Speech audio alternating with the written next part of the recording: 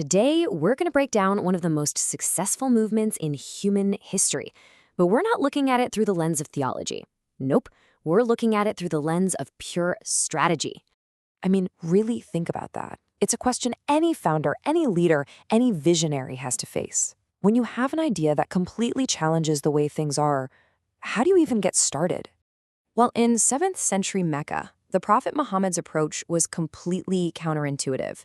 You'd expect a grand announcement, right?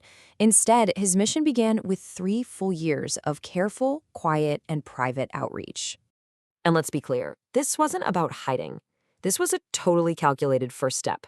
This was the strategy of privacy. Now, this distinction is absolutely crucial. The early call wasn't secret, it was private. A secret is something nobody knows is happening. This was more of an open secret. Rumors were definitely spreading. People had heard whispers about the message. But, and this is the key, without a big public declaration, there was nothing for the authorities to officially push back against. The prophet was talking to friends, to trusted individuals, not shouting from the town square. So why wait 3 whole years? Well, this period was all about building a solid foundation.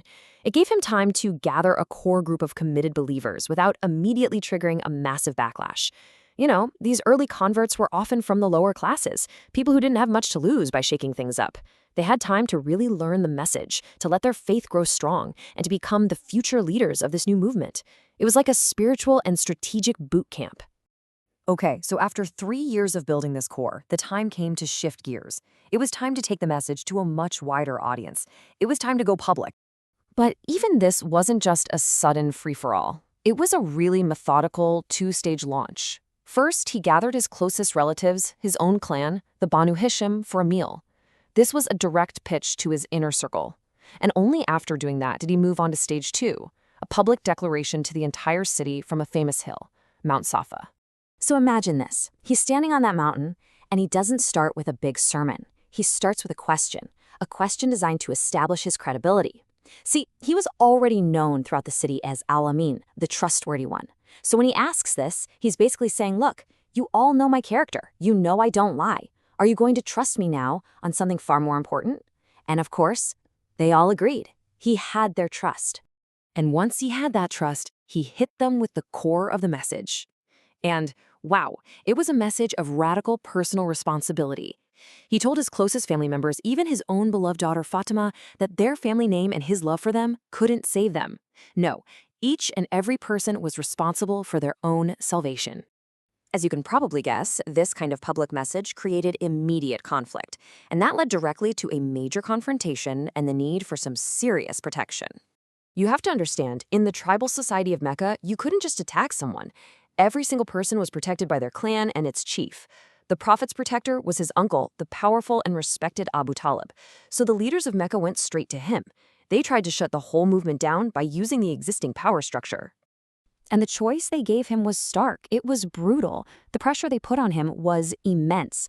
They basically said, either you make him stop or you revoke your protection and let us deal with him. For a tribal chief, this was an unthinkable dilemma. Do you betray your own family or do you defy your entire society? Abu Talib, feeling all this pressure, went to his nephew and pretty much pleaded with him to stop.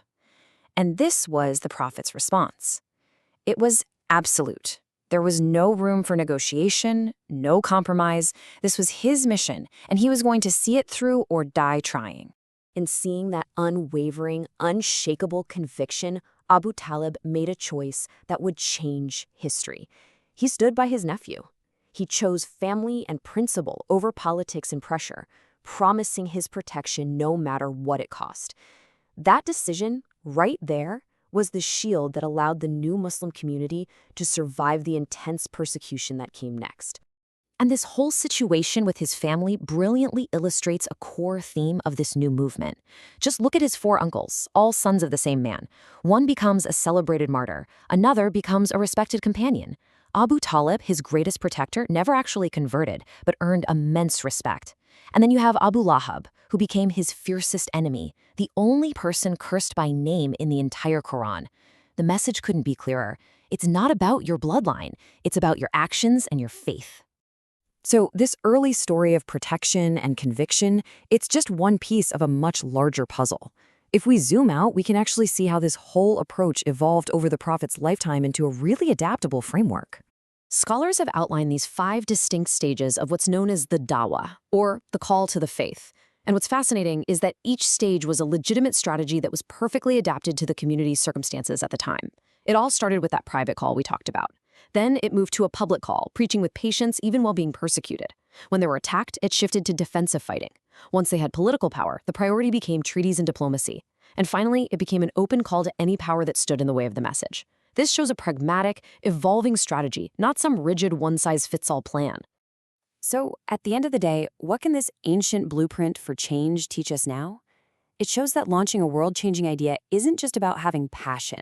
It's about patience, it's about structure, it's about knowing when to be private and when to go public. And it's about building a solid core, establishing your credibility, and standing firm in your convictions, especially when it feels like the whole world is against you.